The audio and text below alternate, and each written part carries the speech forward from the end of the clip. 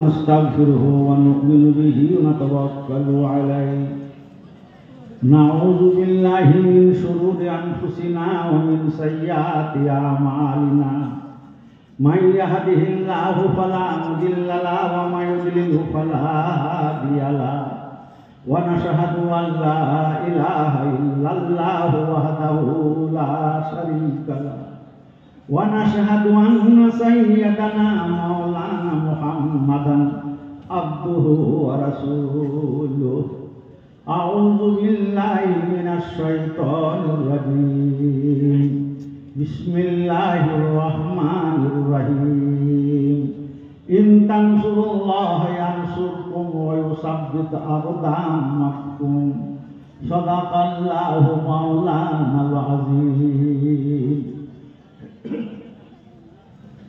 তোমার প্রেমের পীযূষ পানে ধরার বুকে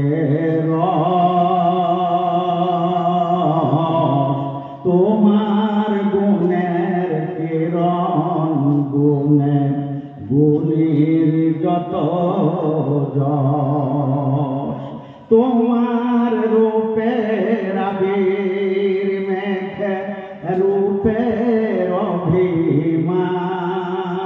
অভিমান নিখিল জুড়ে যেথায় দেখি শুধু তোমারি দান আকাশ বাতাস ঢেউয়ে বাজে তোমার মোহন বাঁশি নীল আকাশের তারাই চাঁদে তোমার মধুর হাসি লতাই পাতাই ফুল রাজে তোমার মনোরূপ নিখিল মনের বুকে জলে হই তোমার প্রেমের ধূপ ভুবন জুড়ে রূপের মেলা কদম কদম ভয় আমি আরো পারি না সামলাতে মন পথে বসে রই তোমার প্রেমের পথে প্রিয় কাঁটার ছড়া ছড়ি আমি আরো পারি না সামলাতে মন তোমার পায়ে পড়ি তোমার প্রেমের করব পুজো শক্তি তো সে নাই তবু পাঁচ কদমে দাসের নাম দিতে হবে ঠাঁই শ্রদ্ধেয় মাহতারাম জনাবে সভাপতি সাহেব মুআজ্জাজ উলামায়ে কিরাম ইসলাম দরদি ভাই সকল পর্দার আড়ালের মা ও বোনেরা জাতি বিজাতি সকল ভাইকে জানাই অন্তরের গভীরতা থেকে সালাম শ্রদ্ধা আর ধন্যবাদ আজকের এই পবিত্র বুখারী শরীফ খতমের দোয়া মজলিসে আপনার আমার সবারই শুভাগমন হয়েছে আজকের দিন বড় খুশি বড় আনন্দের দিন আমরা যারা মাদ্রাসা প্রেমী ইসলাম দরদি তারা দাওয়াত যারাই পেয়েছি তারাই একটু সারা প্রাণ প্রিয় আমাদের মাদ্রাসা এই প্রাঙ্গণে হাজির দিয়েছে আমার দুঃখ লাগছে ওই মানুষগুলোর জন্য যারা এরই জন্য কেবল এই দাওয়াতেই এই মাদ্রাসার বুখারী শরীফ খতমের দোয়া মজলিসে এসেছেন তারা আসার পরে ভুলে গেছেন আমি এসেছি কিসের জন্য আর কোন কাজে রয়েছে এরা সব জিলাপির পাকের মতো এদের ঘাড়ে শয়তান বসে রোডে রোডে ঘুরিয়ে ঘুরিয়ে নিয়ে মারছে আর এরা ঘুরপাক খাচ্ছে খালি ঘুরপাক খাচ্ছে এদের জন্য আমার দুঃখ লাগে এই মজলিস চলবে কতক্ষণ আর তো 1-1.5 ঘন্টার ব্যাপার খতম হয়ে যাবে বন্ধু যারা রাস্তায় ঘুরে বেড়াচ্ছেন তারা এই নিয়ামত পাবার জন্য এসেও মাহরুম খালি হাত ফিরতে হবে। সেই জন্য বলছি, অল্প সময় যা হয়েছে খুব ঘুরেছ, আর ঘুরো না, মজলিসে এসে বসো। আকাবির বুজুর্গানে দিন, ওলামায়ে হাক্কানিরা আজকের এই বুখারী খতম শরীফের মজলিসে যেভাবে জমায়েত হয়েছেন, এত ওলামা অন্যান্য জালসাতে খুব কম হাজিরি হয়। হযরত মাওলানা বিলাল সাহেবের মতো বয়স্ক বর্ষিয়ান আলেমে দ্বীন তিনি এই মজলিসে হাজির হয়েছেন। সেই সাথে এত অঞ্চলের যত মাদ্রাসা আছে, মাদ্রাসার উলামায়ে দ্বীনরা, সেক্রেটারি সাহেব এবং হেড মাওলানা, প্রধান শিক্ষক, মসজিদের মোতওয়াল্লি, কে আসে নাই, সবাই এখানে উপস্থিতি দিয়েছেন।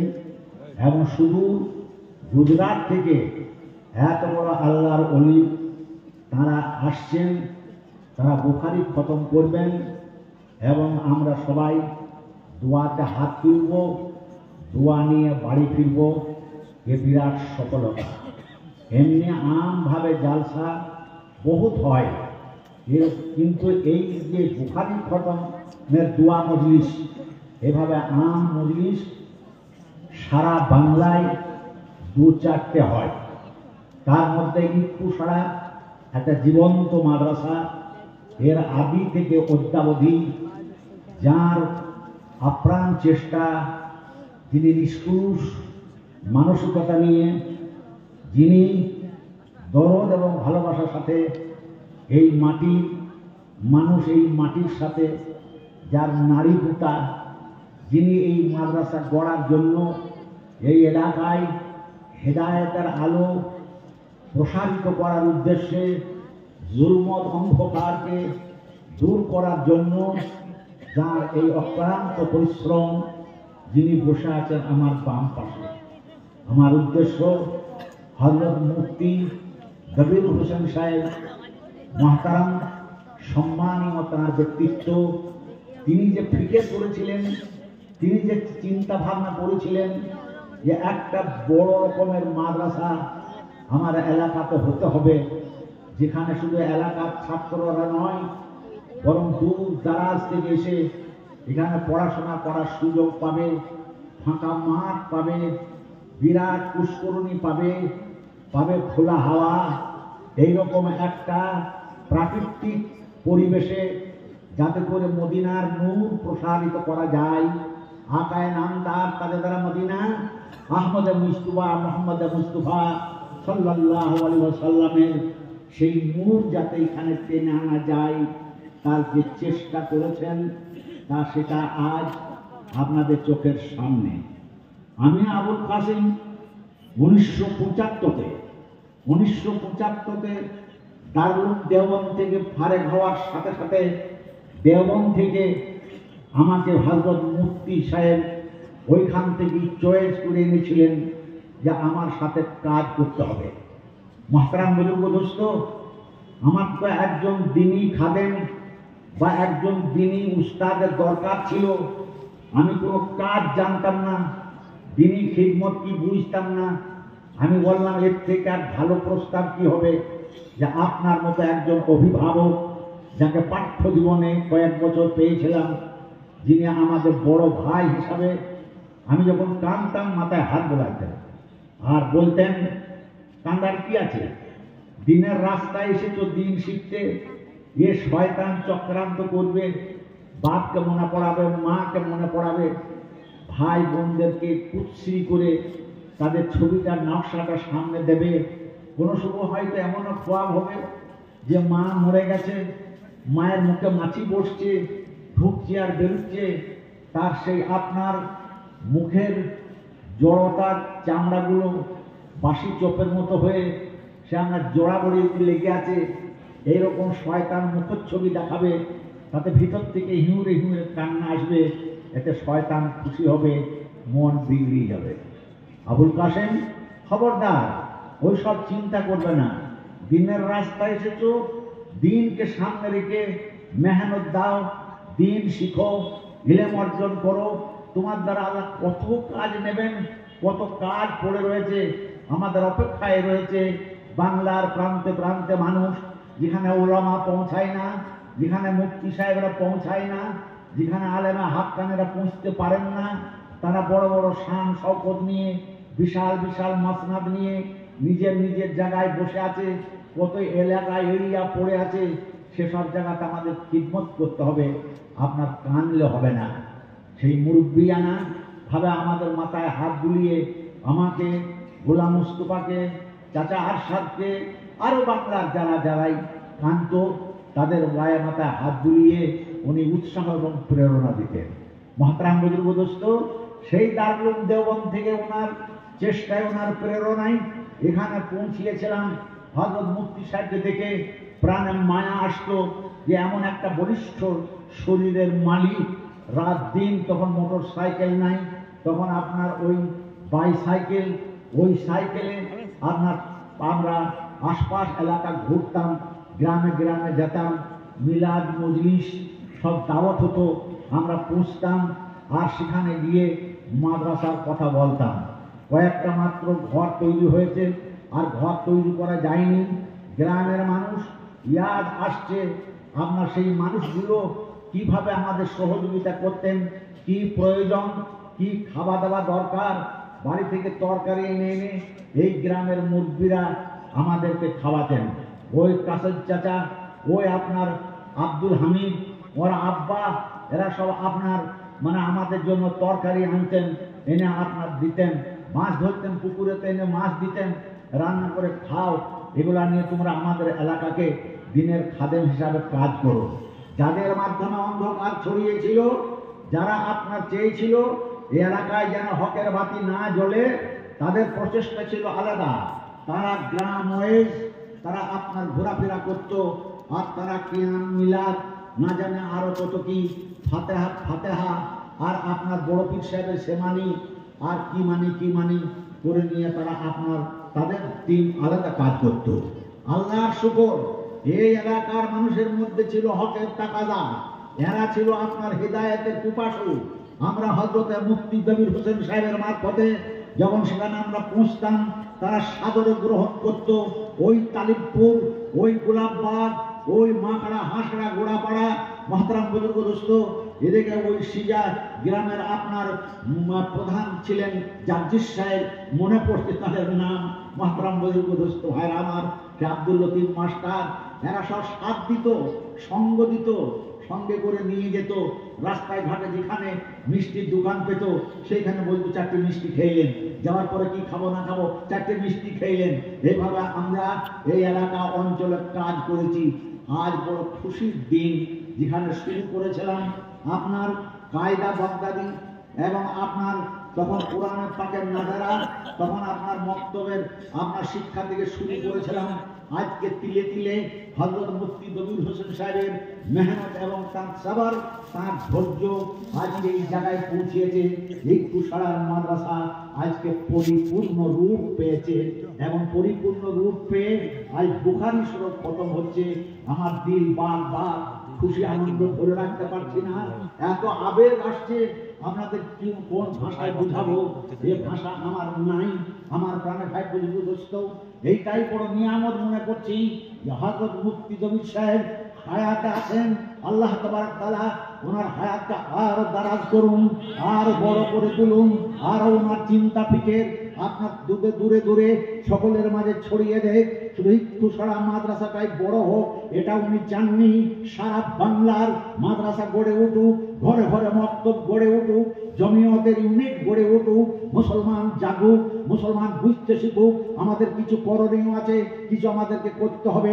আমাদের শুধু গুনতিতে বাড়লে হবে না। বাহিরের দিকে যত মরি আছি, ভিতরের দিকে তত, বাহিরের দিকে যত মরি আছি, ভিতরের দিকে তত গুনতিতে মরা বেড়ে চলেছি, গরু ছাগলের মতো।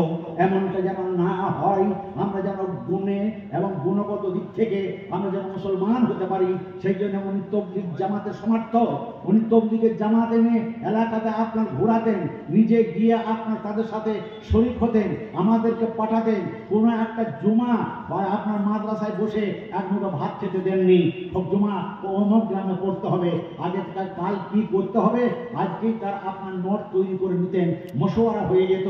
আর আমরা ছিলাম নিবেদিত প্রাণ, সেই সাইকেল নিয়ে বাইসাইকেল নিয়ে কারো সাইকেলের পিছনে বসে সেখানে যথাসময়ে পৌঁছে যেতাম। সেখানে পৌঁছে গিয়ে দেখছি হযরত মুফতি সাহেব সেখানে আপনার গ্রামের মোড়ল মাতব্য যারা তাদের কাছে আগেই লোক পাঠিয়ে দিয়েছেন আর বলেছেন কাসেম সাহেব যাবে আজকে আপনার বাড়িতে ভাত খাবে, দুটো ভাতের ব্যবস্থা করে দিয়েন বলে আপনার আগে খবর দিয়ে দিয়েছেন। কোনোদিন কোনো মসজিদে গিয়ে আপনার কোথায় খাবো এই চিন্তা উনি করতে দেননি। নিজের সঙ্গ দিয়েছেন, নিজে পায়ে হেঁটে গেছেন। রাত 11টা বেজেছে, রাত 10টা সাড়ে 10টা বেজেছে, সেখানকার কাজ সেরে সুরে লিস্টি করে মানুষের সাথে চা পানি খেয়ে হাঁটতে হাঁটতে এসেছি। আল্লাহর বান্দা চলতে চলতে ঘুমিয়ে যেত, আমরা আবার হাত ধরে জাগাতাম, বলি আপনি ঘুমিয়ে যাচ্ছেন যে, দাঁড়িয়ে পড়ছেন, দাঁড়িয়ে গেলে কি করে হবে, রাস্তা কি করে পড়াবে, বলে তাই তো ঘুমিয়ে যাচ্ছি তো পড়ে, চলুন চলুন চলেন আর ঘুমাবো না, চলেন। ওই সাথে করে নিয়ে যেতেন। মাদ্রাসার ফিকিরে এত উদাসীন থাকতেন যা আপনার চিন্তা করা যায় না। এলাকা অঞ্চলে যত মিলাদ মজলিস, এলাকা অঞ্চলের মোড়ল মাতব্বররা আপনার গাড়ি পাঠিয়ে দিতেন কাসেম সাহেবকে নিয়ে আমরা এলাকাতে আমাদের পাড়ায় মহল্লায় দোয়ার মজলিস করব, কি বাড়িতে আপনার মিলাদ করব বলে আপনার গাড়ি পাঠিয়ে দিতেন। মাহতারাম বুজুর্গ দোস্ত, সেখানে যেতাম, সেখানে বলতাম চাল দিতে হবে, ছাত্র দিতে হবে, মাদ্রাসাকে জাগিয়ে তুলতে হবে, আপনাদেরই মাদ্রাসা, আপনাদের ছাত্র, আপনাদের ছাত্ররা খাবে, তার জন্য আপনাদের চাল দিতে হবে। তারা আপনার ছাত্র দিত আর বলতো মাওলানা সাহেব আপনার কাছে রাখবেন, আমরা আমার কাছে রাখবো, কোচিং করাবো, যেমন করে প্রাইভেট পড়ায় তেমনি করে পড়াবো, বাংলা শুধু পড়াবো, আপনাদের কোনো চিন্তার কোনো কারণ নাই। তাদের মায়েরা আমাদেরকে আপনার দেখতাম তারা ছোলার লাড়ু করে পাঠিয়ে দিতেন, আন্দোসা করে পাঠিয়ে দিতেন, আর হালুয়া করে পাঠিয়ে দিতেন, বলতো কাসেম সাহেবের আপনার কাছে দাও, তারা খাবেন। আমি সেগুলো নিয়ে আপনার সকালে নাস্তা করতাম। হযরত মুফতি সাহেব আপনার আমাদের খবর নিচ্ছেন, কি খাচ্ছেন, কি করবেন, আর নাস্তা হলো, নাস্তা নিয়ে আসি। হযরত নাস্তা বহুত জমা হয়ে গেছে, নাস্তা আনবার দরকার নাই, আপনি একটু খান। আর আমি কি খাবো, আমার খাবার অবসর নাই, আমি কমসে কম মধুটা খান, এই মধু আছে মধু খান বলে আপনার হাতে মধু ঢেলে দিলাম। আল্লাহ জানে এতটুকু ফুরসতের মধ্যে উনি এত উদাসীনতার সাথে ভুলে গেলেন যেটা আমি মধু খাবার জন্য আমাকে দিয়েছেন, আমি মধু খাই। উনি টুপিটা খুলে মাথাতে তেল মনে করে মধুটা মাথায় মেখে নিলেন। আমি বললাম কি করলেন আপনি, এটা তো মুখে দেওয়ার কথা, আপনি মাথায় মেখে নিলেন। বলে যা, আমি ভুলে গেলাম, এটা যে মধু আমি ভুলে গেছি, আমি তেল মনে করে মাথায় দিয়ে নিয়েছি। মাহতারাম বুজুর্গ দোস্ত, মাথাটা সাবান দিয়ে ধুয়ে দিলাম, দেওয়ার পরে বসে নাস্তা করালাম। আমাদের জন্য উনি ফিকির করতেন, ওনার জন্য আমরা ফিকির করতাম। কোথায় কোন জায়গায় যেতে হবে সে দাওয়াত উনি গ্রহণ করতেন, আর সেখানে নিজের থেকে টাকা পয়সা খরচ করে গাড়ি করে সেখানে আমাদের পাঠাতেন। এভাবে আপনার ফিল করেছি। আজ বড় আনন্দের দিন, খুশি লাগছে যে উনি হায়াতে আছেন। আর উনি যে কায়দা বগদাদি পড়াতে শুরু করেছিলেন, সেখান থেকে আজ বুখারী শরীফ পড়ানো হচ্ছে। নিজে বুখারী শরীফ পড়াচ্ছেন, ভালো বুখারী শরীফের উস্তাদ। আমরা মনে করি হয়তো গুজরাটে আছে বড় বড় উস্তাদ, আমরা মনে করি হয়তো সাহারানপুরে আছে বড় উস্তাদ, আমরা মনে করি দেওবন্দে আছে বড় উস্তাদ, আমরা মনে করি গাঙ্গোতে আছে বড় উস্তাদ, আমরা মনে করি নানকাতা আছে বড় উস্তাদ। কোনো সন্দেহ নাই সেখানে বড় বড়রাই আছেন, কিন্তু সেই বড়দের পরশ থেকেও যে আপনার বড় হয়েছেন, ওদের তিনি যে বড় ব্যক্তি আমাদের কাছে আছেন, এটা আমরা অম্লান বদনে ভুলে যাই। এটাই হচ্ছে আমাদের আপনার দোষ। মাহতারাম দোস্ত, কত দিন ধরে, কত দেশ ঘুরে, কত ব্যয় করে দেখিতে গিয়াছি পর্বতমালা, দেখিতে গিয়াছি সিন্ধু, দেখা হয় নাই শুধু দুপা চলিয়া, চক্ষু মিলিয়া একটি ধানের শীষের উপর একটি শীষের বিন্দু। মহাতারাম সম্মানীয় বন্ধুগণ, হযরত মুফতি দবির হোসেন সাহেবকে কত বড় উস্তাদ, কত কৌশল, কত হিকমত আল্লাহ তাবারক তাআলা ওনাকে দান করেছেন। ওনার সাহাবতে যারা থেকেছে তারাই সেটাকে অনুমান করতে পারে, তাছাড়া কেউ অনুমান করতে পারবে না। চোখ যেমন চোখের পেটি দেখতে পায় না, আমরা সেই বড় উস্তাদকে দেখতে পাই না, বড় মুহাদ্দিসকে দেখতে পাই না, বড় ওলিকে দেখতে পাই না। এই পশ্চিম বাংলার মাটিতে অখ্যাত এই আকসারা, এটা আকসারা পরবর্তীতে হয়েছে এই মাদ্রাসার বদৌলতে ইকফুসারা। একে কে চেনে আর কে জানতো? আল্লাহ তাবারক তাআলা এই নিয়ামত সৃষ্টি করেছেন। কোন সমুদ্রের গভীরে কোথায় পড়ে থাকে একটা ঝিনুকের দানা, কোথায় পড়ে থাকে একটা শামুক। যখন সিজন শুরু, তখন আপনার যখন বর্ষণ আসে, সেই বর্ষণের পানি এক ফোঁটা খাওয়ার জন্য ওই সব আপনার ঝিনুকগুলো ওই সমুদ্রের তলদেশ থেকে শামুক বেরিয়ে আসে, হাঁ করে পড়ে থাকে। তাদের আপনার অন্ন পেটে তাদের গহ্বরে যখন এক ফোঁটা পানি পড়ে, সেটা মতিতে পরিণত হয়। সুবহানাল্লাহ, সুবহানাল্লাহ। তুষার মাটিতে আপনার হযরত মুফতি দবির হোসেন সাহেব কখন যে সেই আপনার সূচনায় এই ইলমের মুক্ত পানি পান করেছিলেন, যার উসিলায় আজ বই প্রকাশ হয়েছে। এত বড় ঐক্য সারা, এত বড় আল্লাহু আকবার, আল্লাহু আকবার। দেখে দিল কলিজা আপনার ঠান্ডা হয়ে যায়। এখানে আমরা নামাজ পড়তাম বারান্দায়, বলতেন কাসেম সাহেব মসজিদ কবে হবে? আল্লাহ আপনার সব নিয়ত পূরণ করে দেবে, আল্লাহ আপনার সব নিয়ত পূরণ করে দেবে। এমন মসজিদ তৈরি করলেন, একটা বেনজির মসজিদ তৈরি করলেন। আল্লাহর শুকর, সেই মসজিদেও আমি জুমার নামাজ পড়ে গেছি। একটা মাদ্রাসায় একটা আধটা মসজিদ হয়। আজকে ইফকুসারা মাদ্রাসায় উনারই বরকত, ওনার বুজুর্গিতে আজকে দুটো মসজিদ, এইদিকে একটা উত্তর দিকে, তো আর একটা আপনার দক্ষিণ দিকে। আল্লাহ এই নিয়ামত আপনার পাঠিয়ে দিয়েছেন। মসজিদের এলাকার কলেবর বাড়িয়েছে। এই এলাকা অঞ্চলে যে আপনার জায়গা দিতে চেয়েছে, হযরত মুফতি সাহেব নিজের বিবির অলংকার বন্ধক দিয়ে বিক্রি করে টাকা নিয়ে এসে সেই জায়গাটা ধরেছেন। কারণ জানতেন ওনার দূরদর্শিতা যে একদিন বড় মাদ্রাসা হবে, বহু জায়গা দরকার হবে, সেই জায়গা কিনতেই হবে, যেন কোনো প্রকারে আপনার কিনতে হবে। সেই জন্য উনি সুমতি আপনার মারাতুস সালেহা বিবি পেয়েছিলেন। তিনি অম্লান বদনে নিজেদের অলংকার খুলে দিতেন, দিয়ে বলতেন যেমন করে খুশি বিক্রি করতে হয়, বন্ধক দিতে হয়, যেমন করে খুশি তেমনি করে আপনার মানসিকতা আপনি পূরণ করে নিন, আমার কোনো বাধা নাই, আমি আপনার উপরে দাবি করব না। সুমতি ওই আপনার মারাতুস সালেহা আপনার তিনি এইভাবে জিনিসপত্র দিয়েও তিনি আপনার এই অবস্থা করেছেন। গ্রাম এলাকা অঞ্চলের মোড়ল মাতব্বতের কাছে উনি বহু ঋণ করেছেন, বহু ধান তাদের কাছ থেকে নিয়েছেন, বহু টাকা পয়সা নিয়েছেন, আর অনেক আপনার কষ্টে সেগুলো আপনার বলছেন পরে শোধ করে দেবো বলে আপনার সেগুলো সব শোধও করেছেন। এক জায়গা থেকে নিয়েছেন, আর একজনকে শোধ করেছেন, বেশি টাকাটা করেছে তো আর একটা গ্রামে গিয়ে আর এক মোড়লের কাছ থেকে কিছু পয়সা এনে ওর শোধ করে দিয়েছেন। আবার এ টাকাটা করেছে তো আর এক জায়গা থেকে আবার একটা মোড়লের কাছ থেকে নিয়ে এসে আবার শোধ করে দিয়েছেন। এগুলো আমি নিজের চোখে দেখেছি বন্ধু। সেদিন ওনার কুরবানি আর ওনার মেহনত দেখে আমরাও কুরবানি শিখেছি, মেহনত করা শিখেছি। উনি যদি অত করতে পারেন তা আমাদেরকে তো কিছুটা করতে হবে, সেই জন্য পিছু করতাম। আজকে জানটা বড় হয়েছে দেখে আজ মাহতারাম, আজকে চারিদিক থেকে পশ্চিম বাংলার আপনার চারিদিক থেকে কত আলিম উলামা, কত মানুষ আপনারা এসেছেন। আপনাদের দোয়া মাদ্রাসা পাবে, মাদ্রাসার দোয়া আকাবির বুজুর্গের দিনেদের দোয়া আপনারা পাবেন। এই দোয়াই হবে আমাদের সম্বল। এই দোয়া নীতি জানতে হবে, এই দোয়া আপনাকে আমাকে শিখতে হবে। কোনদিন কারোর কাছে উনি মাথা হেঁট করেন নাই, বলে মাথা হেঁট করবো না, দিন শরীয়তকে বাঁচাবো। আদার্স অন্য তরফ থেকে লোক এসে বলেছেন, আপনার জাসুস এসে বলেছে, সিআইডি এসে বলেছে, আমি জানি তাদের নাম বলতে পারি, তারা এসে বলেছেন হুজুর আপনাকে 5 লাখ টাকা দেওয়া হবে। আজ থেকে এটা 45 বছর আগেকার কথা বলছি, আজ থেকে 45 বছর আগেকার কথা বলছি, বলে আপনাকে 5 লাখ টাকা দেওয়া হবে।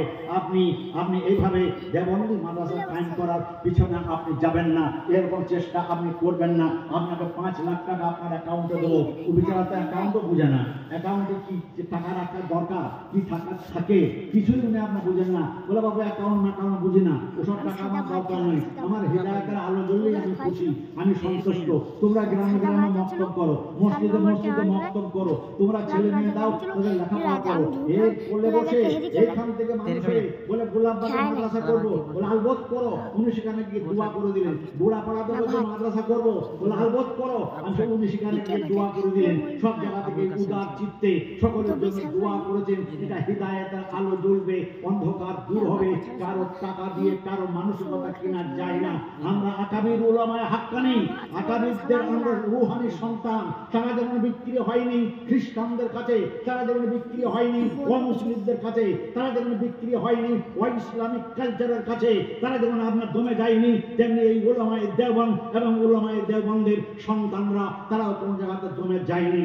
যেদিন আপনার হযরত মাওলানা আব্দুল আহাদ সাহেব মরহুম রহমতুল্লাহ আলাইহি তিনি এখানে সফর করে এসেছেন, মাদানী রহমতুল্লাহ সফর করে এসেছেন, বড় বড় উস্তাদ তারা এখানে আপনার এসেছেন আর দোয়া দিয়ে গেছেন। জান ভরে মাথায় হাত বুলিয়ে তাদের মুখে শুনেছি হযরত মাওলানা আব্দুল আহাদ সাহেব মরহুম রহমতুল্লাহ আলাইহি তিনি বললেন, শাইখুল ইসলাম হুসেন আহমদ মাদানী রহমতুল্লাহ আলাইহি যখন আমি গোসল দিতে গেলাম, জানাজার গোসল দিতে গেলাম, তখন আমি তার আপনার নূরানি দেহে এই নবীর আওলাদের পিঠে আমি দেখলাম 7-7টা কালো কালো দাগ, লম্বা লম্বা। আমার চোখ দিয়ে পানি আসলো। আপনার জ্যোতির্ময় নূরানি চেহারায় এ কেন কালো দাগ তো কোনোদিন জানি না। জামা কাপড়ে ঢাকা থাকে পর্দায়, বুঝতে তো কোনোদিন পারি নাই। মরণের পরে আপনাকে কি করে জিজ্ঞাসা করব, কি করে পাবো এর ইতিহাস। দাফন কাফনের পরে হযরত মাওলানা আব্দুল আহাদ সাহেব রহমতুল্লাহ আলাইহি ক্লাসে বলেছিলেন, আমি সেখানে আপনার আম্মা জান হুজুরের কাছে গেলাম। আম্মা জান হাজ্জামের কাছে গিয়ে দরজা ঠেকিয়ে দিয়ে বললাম, আম্মা জান একটি ইতিহাসের কথা আপনাকে বলে দিতে হবে। বলে সেটা কি? বলে আমি শাইখুল ইসলাম হুসেন আহমদ মাদানী রহমতুল্লাহ আলাইহির পিঠে লম্বা লম্বা দাগ দেখলাম, কালো কালো। বলে জানো না উনি জীবনে কাউকে বলেননি, তাহলে পরে আজ মরণের পরে আমি কেন বলবো? বলে না আম্মা জান উনি জীবনে বলেননি, জীবনে প্রকাশ হয়নি, আপনাকে বলতে হবে। আমাদের কলিজা মুচড় খাচ্ছে, যতক্ষণ পর্যন্ত না শুনবো সান্ত্বনা আসবে না। আম্মা জান বলেছিলেন, জানো মালটায় যখন বন্দী ছিলেন, সেই মালটার বন্দী অবস্থায় তার সাথে সঙ্গী যারা ছিলেন তারা বললেন আমরা এখানে আজান দিয়ে নামাজ পড়বো। বলে এটা আজান দিয়ে নামাজ পড়া জায়গা নয়, এটা জেলখানা, এখানে আজান দিয়ে জামাত করে নামাজ পড়া হয় না। বলে জেলখানাতে আজান দিয়ে নামাজ পড়া হবে না, কোনো জায়গাতে রুল নাই, কোনো জায়গাতে লেখা নাই। অতএব মুসলমান আমরা এখানে যখন জেলে বন্দী, তা আমাদের নামাজ বন্দী নাই, আমরা নামাজ পড়বো আর আজান দিয়ে পড়বো। আজানের মধ্যে 7টা কলমা, আল্লাহু আকবার আল্লাহু আকবার, আশহাদু আল্লা ইলাহা ইল্লাল্লাহ, আশহাদু আন্না মুহাম্মাদুর রাসূলুল্লাহ, হাইয়া আলাস সালাহ, হাইয়া আলাল ফালাহ, 7টা কলমা আছে। যখন তিনি আজান দিতে শুরু করলেন, জেল দারোগা এসে সাঁটাই করে পিটাই শুরু করলেন। প্রত্যেকটা কলমার সাথে একটি করে সাঁটা, 7 কলমার উপরে 7টা সাঁটা এত জোরালো ভাবে মেরেছিলেন, সেইটা মৃত্যুর কাল পর্যন্ত কালো কালো দাগ সেঁটে গিয়েছিল। বন্ধুরা আমার, হযরত সৈয়দ আনজার শাহ কাশ্মীরি রহমতুল্লাহ আলাইহি তিনি তার ক্লাসে আমাদের পড়াতে পড়াতে বলেছিলেন, आप जानते हो ये दारुल उलूम के अकाबिर ने क्या क्या कुर्बानी दिया है और क्या क्या मेहनतें लगाए हैं, जब के दीन जिंदा हुआ, नहीं तो दीन कब मुर्दा हो जाता। हजरत শাইখুল হিন্দ রহমতুল্লাহ আলাইহি যখন মালটায় বন্দী অবস্থায় ছিলেন, তখন আপনার বলা হলো আপনি একবার বলুন যে আপনার এরা ব্রিটিশ ভারতবর্ষে ভালো সরকার চালাচ্ছে, কোনো অসুবিধা নাই, একবার বলুন। যদি আপনি একবার বলেন তাহলে পরে আপনাকে জেলখানা থেকে মুক্তি দেওয়া হবে, আপনার টিম মুক্তি পেয়ে যাবে, চলে যাবে। কেউ বলেছিলেন যে কি বলছেন আপনি, আমি এই কথা বলতে পারবো? বলে কত মানসিক ফালসাফা, কত জ্ঞানের পাণ্ডিত্য আপনার কাছে, একটু ঘুরিয়ে ফিরিয়ে বলতে কিছু পারবেন না? বলে না, কোনোদিন সম্ভব নয়। হযরত শাইখুল হিন্দ রহমতুল্লাহ আলাইহিকে পাতার উপরে ধরে আগুনের আঙ্গারের উপরে ছেঁচড়ে ছেঁচড়ে তার পিঠে বড় বড় আঙ্গারে পোঁশা হয়ে গিয়েছিল। হযরত শাইখুল হিন্দ রহমতুল্লাহ আলাইহি যখন তিনি তার আপনার খাদেমরা দেখলো, হযরত আপনার পিঠে কালো কালো दाग, बोला अरे ये कुर्बानी है, ये कुर्बानी दी गई है, ये तो हमको हम सबको कुछ ना कुछ तकलीफ तो दिए ही हैं। मुझे अंगारे के ऊपर छेंचड़ा गया, जिसकी वजह से ये पीठ में ये सब घा होकर के फुसका पड़े এগুলা গলে গিয়ে এই ঘায়ে পরিণত হয়ে সব কালো কালো দাগ পড়ে গেছে। বলে হুজুর আপনি কেন পারেননি একটু কথা উল্টো করে বলে আপনার জেলখানা থেকে বেরিয়ে এসে ওদের বিরুদ্ধে জিহাদ করতে পারতেন? বলে তুমি নেই মালুম আমরা কারা? আমরা বিলাল হাবশির রুহানি সন্তান, আমরা আম্মার বিন ইয়াসিরের রুহানি সন্তান, আমরা খালিদ বিন ওয়ালিদের রুহানি সন্তান, আমরা উমরের রুহানি সন্তান। আমরা পারি না। আল্লাহু আকবার, আল্লাহু আকবার। আবুল হাসান সাহেব জিন্দাবাদ, মাওলানা আবুল হাসান সাহেব জিন্দাবাদ, মুফতি মোহাম্মদ দবির হাসান সাহেব জিন্দাবাদ। আমরা যাদের রুহানি সন্তান তাদেরকে বাদ দিয়ে আমরা ওই লুকোচুরি খেলতে শিখিনি। আমরা সত্যের জন্য গর্দন দিতে শিখেছি, আমরা সত্যকে প্রতিষ্ঠিত করতে শিখেছি। এটা আমাদের জীবন যাই তো যাক। আজ ইতিহাস সাক্ষী, আন্দামানে গিয়ে দেখুন সেখানে আমাদের ফজলুল হক খায়রাবাদী রহমতুল্লাহ আলাইহির জীবন্ত, সেখানে আপনার কবর আছে। আচ্ছা আমাদের আপনার কালাপানির যারা সাজা পেয়েছেন তাদের সেখানে আপনার কবর। হযরত শেখ জাকারিয়া রহমতুল্লাহ আলাইহি আপনার তার ছোট খলিফা ফকির আহমদ আন্দামানি কলকাতা সফরে এসে তিনি আপনার বলেছিলেন खुदा के कसम जब के सवेरे फजर की नमाज पढ़ने के बाद हम तस्बीह करते करते जब कब्रिस्तान की तरफ जाते हैं तो हम 12 तस्बीह का जिक्र हमारे कान सुनता है, हम सुनने को हमको मिलता है। অবাক ব্যাপার, চিন্তা করতে পারেন কবরের ভিতর থেকে 12 তসবিহ জিকির আসছে। আপনি চিন্তা করতে পারেন কোরআনের খাদিম মরণের পরেও কোরআন পড়ে। এই তো সেদিন যে আপনার টার্কিতে ভূমিকম্প হলো, বিধ্বস্ত হলো, উপর থেকে নিচে, নিচে থেকে উপরে উলট পালট হয়ে গেল। কত লোক সেখান থেকে ক্যাচে করে বার করলো, ট্যাচি করে বার করলো। মাহতারাম বুজুর্গ একটা লাশ তুলে নিয়ে আসছে, তার হাত মরে গেছে, তার পা মরে গেছে, ডাক্তার বলছে সব মরে গেছে। বলে ঠোঁটটা কেন লড়ছে? বলে বুঝতে পারছি না, আমাদের মেশিন বলছে ও মরে গেছে। তা বলে ও কি পড়ছে? একজন হাফেজে কোরআন বলল আমি শুনে বলছি। সে কান লাগিয়ে বলল ও সূরা রহমান পড়ছে। সুবহানাল্লাহ। এটা আমার যারা মরণের পরে ওই নিয়ামত পাই, সেই নিয়ামত আপনার আমার জীবনটা কদিনের, এ কদিন আমাদেরকে ঠেকিয়ে রাখবে? আমি তো জীবনে হরদম মৃত্যুবরণ করছি, প্রত্যেক দিন আমি মরছি আর প্রত্যেক দিন বাঁচছি। আল্লাহুম্মা বিসমিকা আমুতু ওয়া আহইয়া, প্রত্যেক দিন মরি আর প্রত্যেক দিন বাঁচি। আমি যখন মায়ের কোলে শিশু, আমার শৈশবের মৃত্যু ঘটেছে তবে তো আমি কিশোর, আমার কৈশোরের মৃত্যু ঘটেছে তবে তো আমি যুবক, আমার যৌবনের মৃত্যু ঘটেছে তবেই তো আমি পৌর, আমার পৌরতার মৃত্যু ঘটেছে তবেই তো আমি আজ বৃদ্ধ। মাহতারাম বুজুর্গ, এগুলা মরে গেছে, এগুলা আর ফিরবে না। আমাদের জীবনে আমরা কতবার মরছি আমরা আমাদের হিসাব আমরা রাখি না। আমরা প্রত্যেক দিন মরছি, প্রতি মুহূর্তে মুহূর্তে আমরা মরছি। আমার প্রাণ ভাই বুজুর্গ, সেই জন্য সম্প্রীতি, ভালোবাসা, জাতি বিজাতি, ভারতবাসী সবার সাথে মিলেমিশে থাকা আমাদের কালচার, আমাদের আকাবির, আমাদের উস্তাদ, আমাদের মাহতারাম সম্মানীয় আকাবিরিনরা আমাদেরকে সেই তালিম দিয়েছেন। সেই জন্য আমরা যে বড় বড় সভা করেছি, বড় বড় সভাতে বড় বড় আকাবির হযরত মাওলানা সৈয়দ হাসান মাদানী রহমতুল্লাহ আলাইহি তালকাটোরা আপনার ময়দানে বিশাল সমাবেশ করেছিলেন। সেখানকার আপনার নেতাজি ইন্ডোরে বিরাট সমাবেশ করেছিলেন। সেখানে পণ্ডিত জওহরলাল নেহেরু ইন্ডোরে বিরাট বিশাল আপনার সভা করেছিলেন। সেখানে আমরা দেখেছি বড় বড় আপনার হিন্দু পাদ্রী পণ্ডিত তাদেরকেও নিয়ে আসতেন। তারাও আপনার ইসলামের সপক্ষে, মুসলমানের পক্ষে তারা বক্তব্য রাখতেন। যে আপনার মানে অগ্নি বাবু তিনি আপনার বক্তব্য রাখছিলেন, ইসলাম সম্প্রীতি ছাড়া সাম্প্রদায়িকতা শিক্ষা দেয় না। ইসলাম যে কোনো কাজে সর্বপ্রথম বলে বিসমিল্লাহ, বিসমিল্লাহ মানে আল্লাহর নামে শুরু করা, বিসমিল্লাহির রহমানির রহিম, দয়াল এবং মেহেরবান আল্লাহর নামে বলে তারা আপনার শুরু করে। এরা কখনো সাম্প্রদায়িক হতে পারে না। আমরা তো সম্প্রীতির জনক, আমরাই তো সম্প্রীতি শিখিয়েছি। মাহতারাম বুজুর্গ, আজকে যারা হিংসা, ভাতের ছড়াছড়ি করছে, আর আজকে রাজদণ্ডে বসে আজকে তারা আমাদেরকে হিংসার শিক্ষা দিচ্ছে, নফরত করার শিক্ষা দিচ্ছে, ঘৃণার শিক্ষা দিচ্ছে।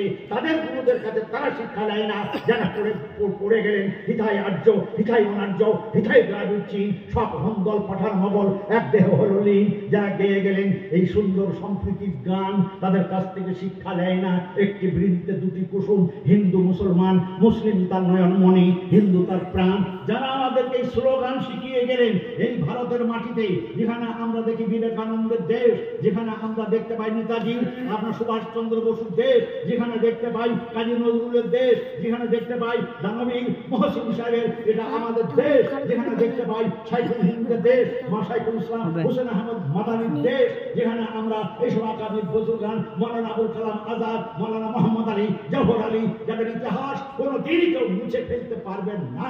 এ আপনার ব্লাডে ব্লাডে ভারতীয় সাথে মাটির মাটিতে আপনার যোগ আছে, সংযোগ আছে, একে মুছে ফেলা সম্ভব নয়। মৌলানা আবুল কালাম আজাদ বলেছিলেন, বর্মা থেকে আফগান পর্যন্ত যেখান থেকে খুশি এক মুঠো মাটি নিয়ে শুকে দেখো, সেখান থেকে মুসলমান শহীদানদের রক্তের খুশবু পাবে, তারা কিভাবে দেশের জন্য প্রাণ দিয়েছে। হযরত মাওলানা সৈয়দ হাসান মাদানী রহমতুল্লাহ আলাইহি বলেছিলেন, এই দেশকে স্বাধীনতা আনার জন্য যারা কুরবানি দিয়েছেন 2,51,000 আপনার মুসলমান আলেম ওলামা এবং আলেম ঘেঁষা আপনার মুসলমানেরা, তারা আপনার এই দেশে তারা স্বাধীনতা এনেছেন নিজের প্রাণ দিয়ে। মহতারাম প্রতিষ্ঠিত সেই দেশ এই ভারতবর্ষ, এখানকার সম্প্রীতি রক্ষা করা আমাদের উপরে ওয়াজিব। এখানে যে সংবিধান আমাদের আকাবির বুজুর্গানের দিনেরা তৈরি করেছেন স্বাধীনতার জন্য, যত রক্ত গড়ানো হয়েছে মৌলানা হিফজুর রহমান বলেছেন ওর থেকে বেশি রক্ত গড়িয়ে সংবিধানের হেফাজত করতেই হবে। সংবিধানের হেফাজত ছাড়া আমরা এখানে আমাদের অস্তিত্ব বা ভারতকে স্বাধীন করার কোনো যুক্তি হয় না। সেই জন্য আজকে আপনার যারা বৈরুকীকরণ করছে শিক্ষার মধ্যে, আজকে যারা আমাদের কবরস্থান ছিনিয়ে নিতে চাইছে, যারা আমাদের ঈদগাহ ছিনিয়ে নিতে চাইছে, যারা আমাদের দার্শনিক মাদ্রাসা ছিনিয়ে নিতে চাইছে, আমাদের কালচার কৃষ্টি ছিনিয়ে নিতে চাইছে, সংবিধান যেখানে আমাদের অধিকার দিয়েছে সেখানে ছিনিয়ে নেবার কারণ বাপের তাকত নাই। আমরা যদি এক হই, নেক হই, তাহলে আবার আমাদেরকে আপনার হটিয়ে দিতে পারে এই পৃথিবীর কোনো শক্তি নেই, সেখানে তারা পারবে না।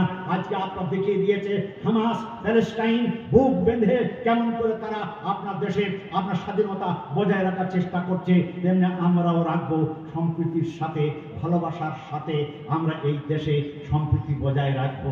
এ বিশ্ব বাঁধন যেদিন হারাবে যেন প্রেমের শাসন, এ বিশ্ব বাঁধন যেদিন হারাবে যেন প্রেমের শাসন, মিলনের অনন্ত পিপাসা প্রীতি ভালোবাসা সেদিন চুকে যাবে গোল, ভেঙে যাবে চিরতরে।